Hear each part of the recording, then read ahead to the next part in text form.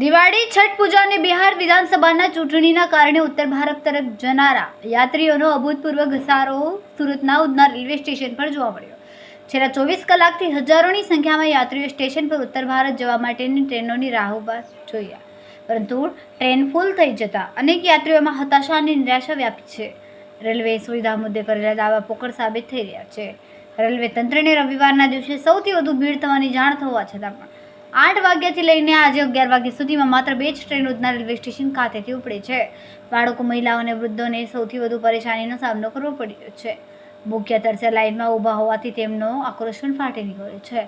આ સાથે પીએમ મોદીને વધુ તેને મૂકવા માટે પણ અપીલ કરી રહ્યા છે.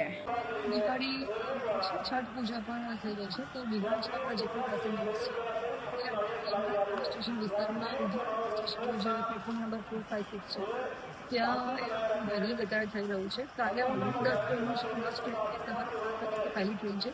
એક 1.5 કલાકના અંતરે ટોટલ 10 ટ્રેનો કાલે મૂકવામાં આવી છે.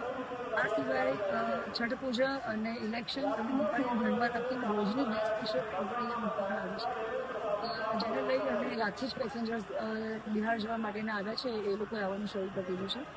આ સિવાય અત્યારે જે આપણને ગેધરિંગ જોવા મળી રહ્યું છે એમાં આ ગેધરિંગને જોતા રેલવેના ઓફિસર્સ છે એમણે પણ બોમ્બે એમના સિનિયર્સ સાથે વાત કરી અને અત્યારે ફરી બીજી નવી 2 સ્પેશિયલ ટ્રેન એક 1:30 વાગે અને એક 4 વાગે મૂકી છે, જેના કારણે પેસેન્જર્સની સુવિધા અને સગવડ સચવાઈ જાય. બહાર રોડ ઉપર જે અમારું ટ્રાફિક મેનેજમેન્ટ થાય એ માટે ટ્રાફિક પોલીસ પણ અત્યારે તૈનાત છે.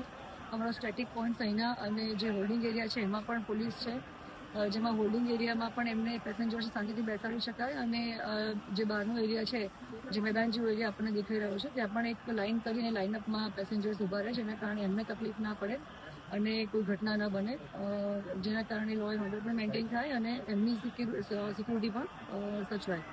આ ઉપરાંત જે પણ 1:30 વાગ્યાની અને 4 વાગ્યાની ટ્રેન છે એમાં પણ મેક્ઝિમમ 4,000 થી 6,000 પેસેન્જર્સ અત્યારે પૂરતા જઈ શકશે એવું અમારી અને રેલવેના ઓફિસર્સની કેલ્ક્યુલેશન બેસે છે.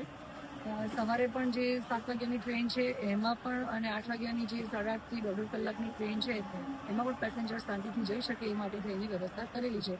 અગાઉ અમે એ લોકોએ જ્યારે મિટિંગ કરેલી હતી રેલવેના ઓફિસર્સ અને રેલવે પોલીસ સાથે કે લાસ્ટ યર જેમ ઉધના રેલવે પોલીસ સ્ટેશનના વિસ્તારમાં ઉધના રેલવે આવે છે એમાં જે પ્લેટફોર્મ છે એમાં ઘણું બધું ગેધરિંગ થઈ ગયું હતું અને થોડી અવ્યવસ્થા સર્જાયેલી પરિસ્થિતિ ઊભી થઈ હતી, પણ એમાં એ વખતે પણ પોલીસે સાથે કામ કર્યું હતું અને પેસેન્જર્સની સગવડતા અને સિક્યુરિટી સચવાઈ ગઈ હતી. તો મિટિંગના અંતે લીંબાયત પોલીસ સ્ટેશન વિસ્તારમાં જે પ્લેટફોર્મ નંબર 6 આવે છે 4, 5, 6 ત્યાં અમુક ટ્રેનો ડિપ્લોય કરી હતી અને એ ડિપ્લોયના અંતે અત્યારે આપણે જોઈ રહ્યા છીએ હોલ્ડિંગ એરિયાના કારણે ઘણી બધી એ લોકોની સચવાઈ રહી છે. અને લાસ્ટ વીકથી અને લગભગ 1 વીક કે 10 દિવસ પહેલાંથી જ અમે જે લેબર્સના ગ્રુપ છે, બિહાર કોમ્યુનિટીના ગ્રુપ છે એમાં પણ અમે લોકો સર્વે કર્યું છે કે કઈ રીતે સેટરડે, સન્ડે અને ટ્યુઝડે એટલે કે શનિ, રવિ અને મંગળવારની સ્પેશિયલ ટ્રેનો જઈ રહી છે અને શેડ્યુલિંગ શું છે અને શેડ્યુલિંગના આધારે જ પેસેન્જર્સ આવે બિહારમાં, જેના કારણે એમની સગવડતા સચવાઈ રહે એ પ્રકારે અમે તમામ મિટિંગ અને એક પ્રચાર પ્રસાર પણ કરેલો હતો.